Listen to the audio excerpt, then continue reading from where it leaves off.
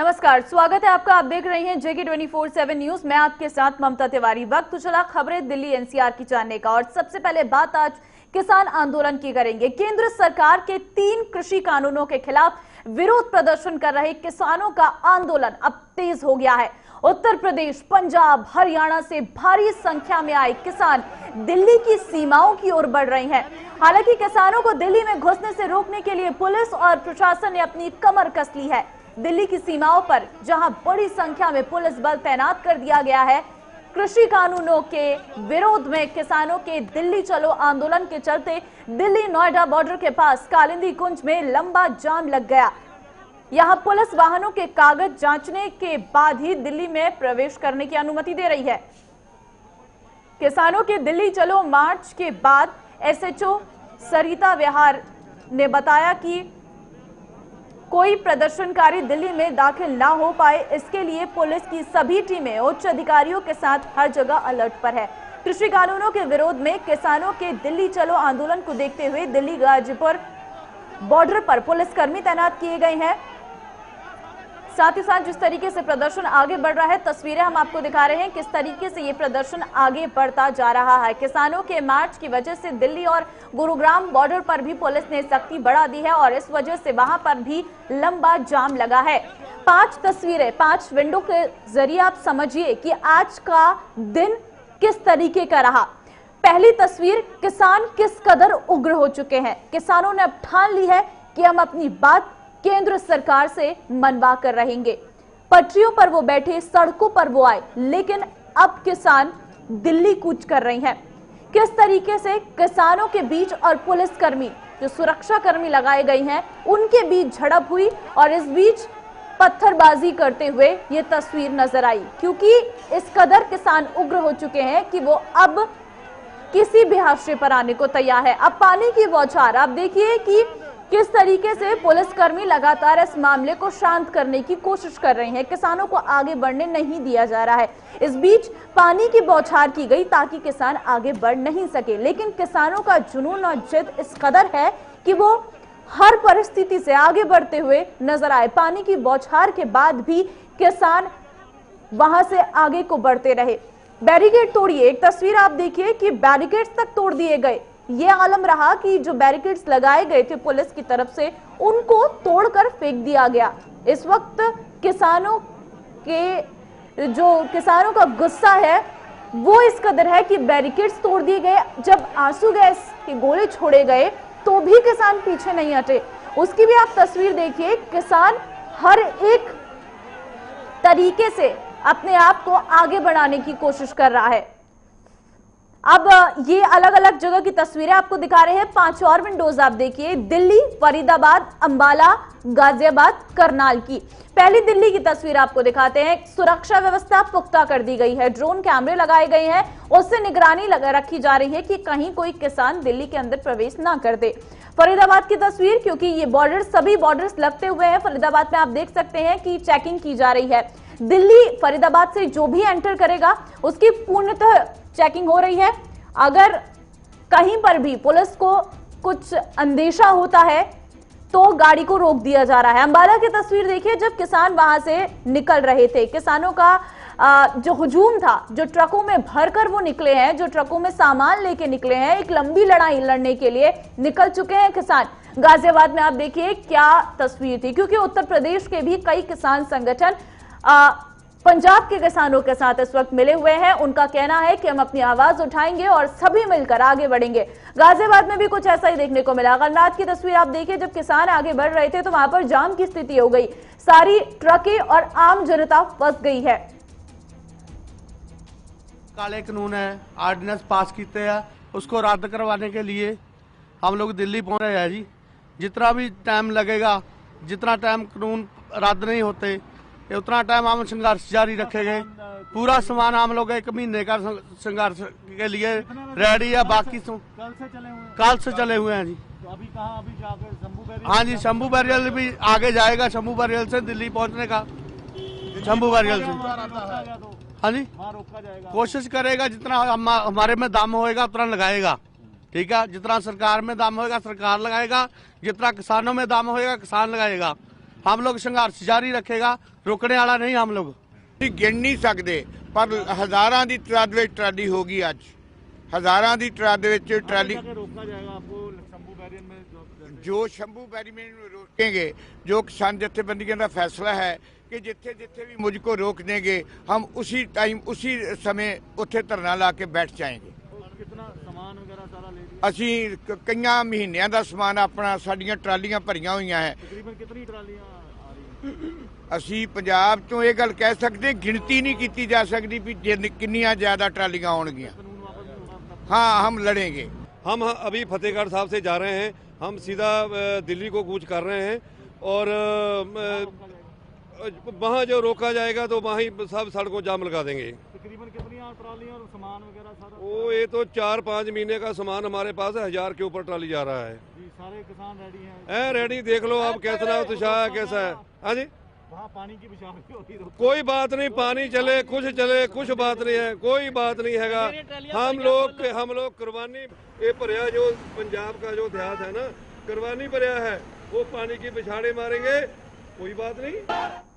तो किसानों का प्रदर्शन लगातार बढ़ रहा है। इस बीच अगर बात करें मेट्रो सेवा की, उस पर भी खासा असर देखने को मिल रहा है। ग्राफिक्स के जरिए समझिए, दिल्ली मेट्रो ने अपना शेड्यूल बदल दिया है। आंदोलन का बुरा असर आम लोगों को झेलना पड़ रहा है। आम लोगों पर यह असर पड़ रहा है। किसान आंदोलन के चलते मेट्रो भी बुरी तरह प्रभावित हुई है। मेट्रो सेवा पूरी तरीके से प्रभावित हुई है। कई स्टेशन को बंद कर दिया गया है। आपको बता दें, आंदोलन के कारण कुछ चुनिंदा ऐसे स्टेशन हैं जिनके बीच सर्विस को रोक दिया गया है। सर्विस को रोकने से कई लोगों को दिक्कतें हो रही हैं। आंदोलन की वजह से नोएडा, गाजियाबाद, गुरुग्राम, फरीदाबाद मेट्रो नहीं गई है क्योंकि ये बॉर्डर्स को रोक दिया गया है, बंद कर दिया गया है। इसलिए जो बॉर्डर्स की मेट्रो है वो रोक दी गई है। आंदोलन की वजह से एनसीआर के शहरों से कोई मेट्रो दिल्ली नहीं आई है। कोई भी मेट्रो एनसीआर से दिल्ली नहीं पहुंची है। इस कारण दिल्ली मेट्रो के 6 लाइनों पर परिचालन प्रभावित हुआ है और इसका सीधा तौर पर असर आम जनता पर पड़ा है।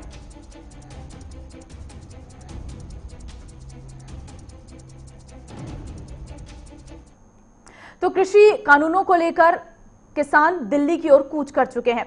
किसानों को रोकने के लिए प्रशासन भी जगह जगह मुस्तैद दिखी है। किसानों के आंदोलन पर बीजेपी किसान मोर्चा के राष्ट्रीय अध्यक्ष और फतेहपुर सीकरी से लोकसभा सांसद राजकुमार चाहर से खास बातचीत की हमारे संवाददाता केशव मोहन मिश्रा ने। सुनिए।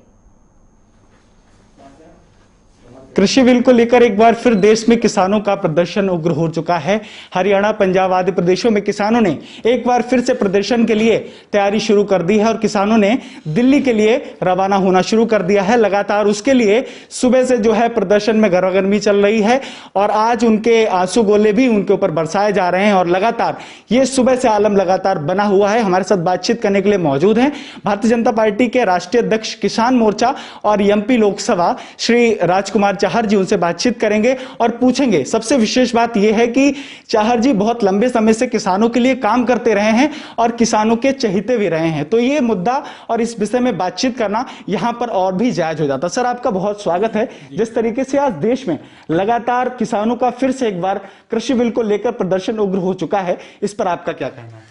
देखिए, पंजाब के किसानों को शुरू से भ्रम डालने की कोशिश कांग्रेस पार्टी ने की और लगातार कांग्रेस पार्टी या अन्य उसके जो सहयोगी दल हैं वो किसानों के मन में एक भ्रम डाल रहे हैं कि जी किसान जो बिल आए हैं वो किसान के हित में नहीं है, लेकिन ये झूठ बात है।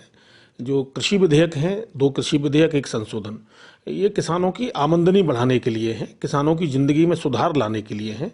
किसान की उन्नति हो इसके लिए देश के प्रधानमंत्री माननीय नरेंद्र मोदी जी ने ये विधेयक लोकसभा में पेश कराए और राज्यसभा से पास कराए और आज पूरे देश का किसान इसको लेकर उत्साहित है। किसान को आज़ादी मिली है, स्वतंत्रता मिली है, वो अपनी उपज को देश में कहीं भी बेच सकता है। एक देश और एक मार्केट ये दिया है, तो निश्चित रूप से आने वाले समय में किसानों को इसको लाभ मिलेगा। लेकिन कांग्रेस पार्टी और अन्य दल इसमें किसानों में लगातार भ्रम पैदा करने की कोशिश कर रहे हैं। क्या कमी रह गई है कि क्या उन तक मैसेज नहीं डिलीवर हो पा रहा है, वो समझ नहीं पा रहे हैं कि आखिर इस बिल के बारे में, या जो विपक्ष लगातार उनके अंदर जो है इसको लेकर भ्रम पैदा कर रहा है। लेकिन साफ तौर पर जो हरियाणा के किसान है उनका कहना है वो किसी पॉलिटिकल पार्टी के एजेंडे पर काम नहीं कर रहे हैं, उनका जो प्रदर्शन है वो निजी प्रदर्शन है। इस पर आपका क्या कहना? देखिए, पंजाब के किसान के साथ और उनके प्रतिनिधिमंडल के साथ पिछले दिनों भी देश के कृषि मंत्री नरेंद्र तोमर जी और पीयूष गोयल जी, हमारे दोनों मंत्रियों ने बातचीत की थी किसान संगठनों के साथ, और अभी भी सरकार बातचीत के लिए तैयार है।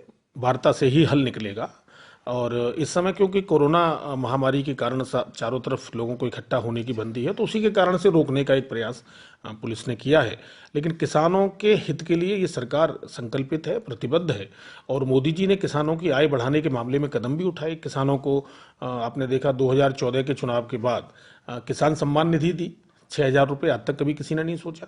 और उसके बाद अभी ये 3 कृषि विधेयक आए हैं, ये भी किसानों को आय को बढ़ाने वाले हैं। स्वामीनाथन आयोग की रिपोर्ट लागू की गई हमारी सरकार के द्वारा, जो किसानों की मांग थी। तो किसानों के हित के लिए सरकार संकल्पित है।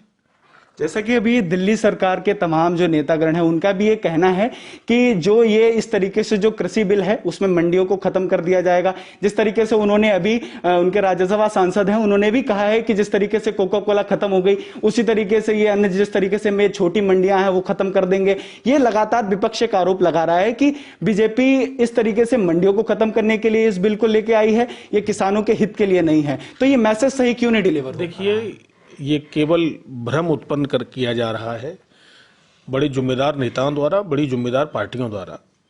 मंडियां भी रहेंगी और एमएसपी भी रहेगा। एमएसपी के बारे में बड़ा स्पष्ट तौर पर प्रधानमंत्री जी ने कहा और अपने जन्मदिन के अवसर पर कहा कि एमएसपी थी, एमएसपी है और एमएसपी रहेगी। लेकिन एमएसपी के अलावा भी अगर किसानों की आय बढ़ सकती है, अगर एमएसपी से ही केवल किसानों की आय बढ़नी होती तो फिर कृषि विधेयक लाने की आवश्यकता नहीं होती। पंजाब में कुछ भ्रम की स्थिति ज़्यादा पैदा कर रखी है, आने वाले समय में वो भी समाप्त होगी। लेकिन वार्ता से ही हो सकता है, हंगामा से नहीं हो सकता और इस तरह के आंदोलन से नहीं हो सकता।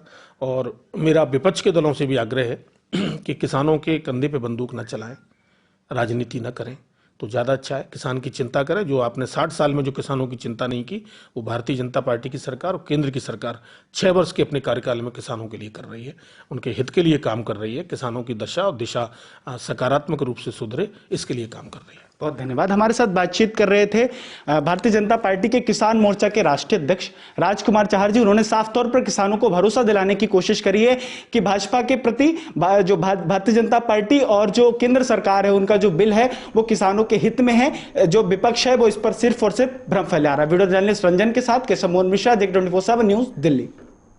एमसीडी में घोटाले को लेकर आपका बीजेपी पर हमला जारी है। इस बीच आप नेता गणेंद्र भारद्वाज ने कहा है कि बीजेपी सिर्फ झूठ की राजनीति करती है। इसके अलावा आप नेता गणेंद्र बीजेपी पर कई आरोप लगाए हैं। खास बातचीत की संवाददाता प्रणेश शर्मा ने। आम आदमी पार्टी का बीजेपी शासित एमसीडी पर आक्रमण लगातार जारी है और आज एक नए विषय के साथ हमारे साथ गणेंद्र भारद्वाज जी मौजूद हैं, आम आदमी पार्टी के नेता और प्रवक्ता। गणेंद्र जी, आपने ये आरोप लगाया है कि कन्वर्जन शुल्क, जिससे दावा किया गया था बीजेपी के द्वारा, केंद्र सरकार के द्वारा, कि वो माफ कर दिया गया है, वो दोबारा व्यापारियों पर भेजा जा रहा है।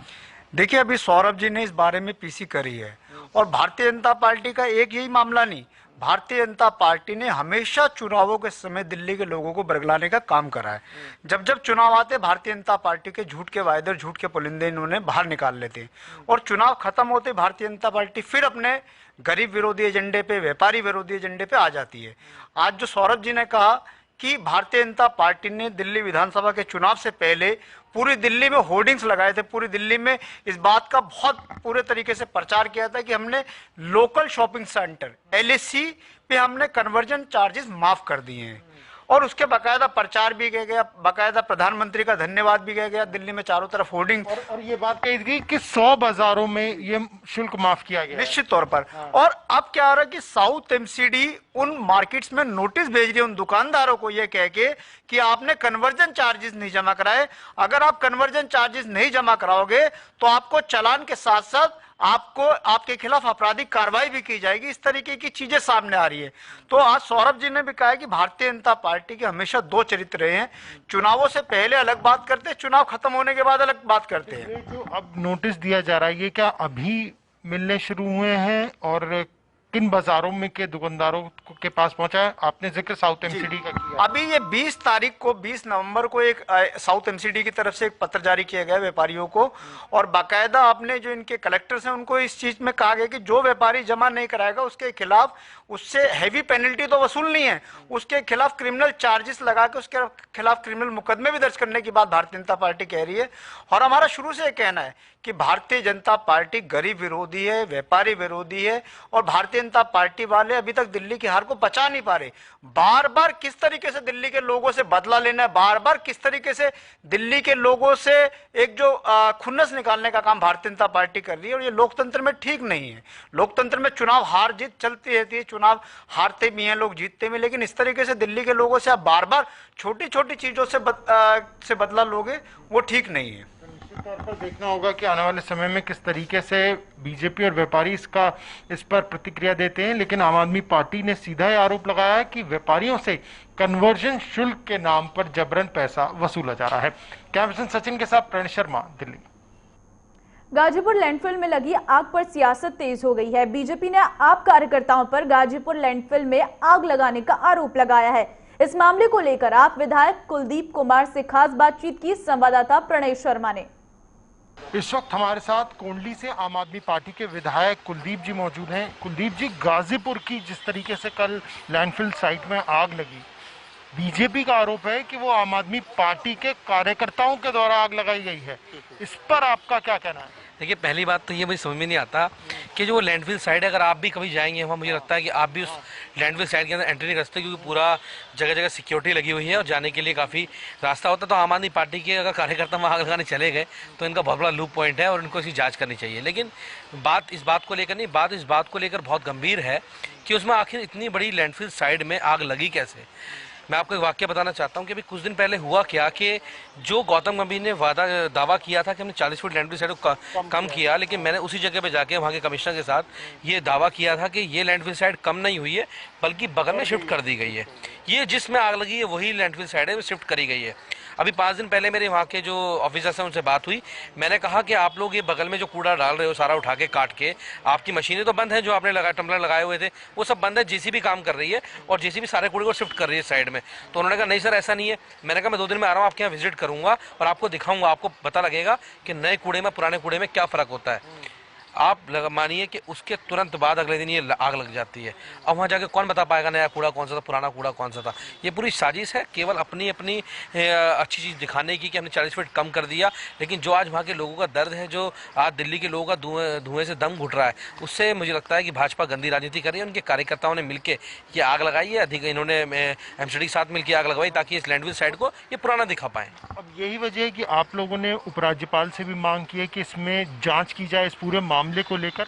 बिल्कुल, हमने मांग की है अभी पीसी के माध्यम से कि इस मामले की उचित से जांच कराई जाए। कि इतनी बड़ी लैंडफिल साइड में मेरा गाजीपुर का एरिया है, मुल्ला कॉलोनी का एरिया, कल्याणपुरी का एरिया, और उसके साथ साथ पूरी दिल्ली को एक धुआं इफेक्ट कर रहा है और पूरे दिल्ली को कहीं ना कहीं लोगों का दम घोटने का काम कर रहा है। तो अगर आज हम पूरी सरकार, माननीय मुख्यमंत्री जी इस लड़ाई को लड़ रहे हैं, दिल्ली को पोल्यूशन फ्री करने की लड़ाई को लड़ रहे हैं, तरह तरह के कदम उठाए जा रहे हैं, तरह तरह की रोडों पर आप देखें, पेट्रोल की रोड पर गाड़ियाँ चल रही हैं, वाटर कैनन चल रहे हैं, जगह जगह हर चीज़ चला रहे हैं हम लोग, स्प्रिंकल चल रहे हैं जगह जगह, कंस्ट्रक्शन साइडों के ऊपर हमने जगह जगह मशीनें लगाई हुई हैं। उसके बावजूद अगर ये धुएं की पूरी चपेट में दिल्ली को लेता है, इतनी बड़ी घटना जो हुई है, और ये आज पहली बार नहीं हुई है। आपका कहना है कि ये वो साइट को में आग लगी है जो गौतम गंभीर के द्वारा जहाँ पे कूड़ा शिफ्ट करवाया है। जो नई साइड बगल में बनाई गई है आप देखेंगे, मतलब पुरानी साइड से भी 10 फीट ऊंची साइड चली गई है, मतलब उससे कूड़ा काट के बगल में डाल दिया गया। मतलब इन्होंने कहा हमने कम कर दिया, कैसे कम किया, उसको फैला दिया।